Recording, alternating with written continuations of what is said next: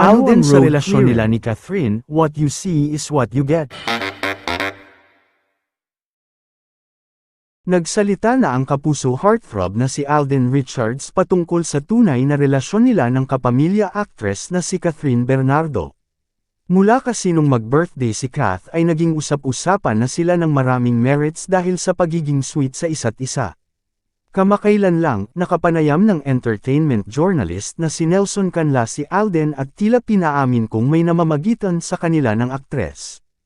Ayon sa report ng 24 na oras, hindi nawala ang friendship nila ni Kath mula nang magkatrabaho sa pelikulang Hello, Love, Goodbye, at ang mga nakikita sa social media ay ang pagiging natural lang daw sa isa't isa. Masaya naman yung naging experience and you can see how happy Kath is right now, chika ni Alden. Dagdag pa niya, hindi lang din talaga kailangang ipamalita sa social media yung mga ganyan, but you know, sometimes yung mga personal things that's happening, better be personal na lang. Kasunod niyan ay nabanggit ni Alden ang pinaghahandaan niya para sa taong ito ang makasali sa isang marathon. Ayon sa aktor, mas gusto niyang pagtuunan ng pansin ang kanyang kalusugan kaya nagpahinga muna siya sa paglalaro ng online games. Actually, hindi ko naman siya ina-announce, but suntok sa buwan lang na gusto ko sana by this year, makatakbo ako sa isang half marathon, sambit ni Alden kay Nelson. It's more of therapy, panibagong outlet. I lie low with gaming, hindi na ako naglalaro kasi, so doon ako sa fitness nagfa-focus kasi mas beneficial siya sa health, ani pa niya. Maguganito na kumalat sa SOCMED ang ilang litrato at video nina Alden at Catherine na kuha sa post-birthday party ng aktres.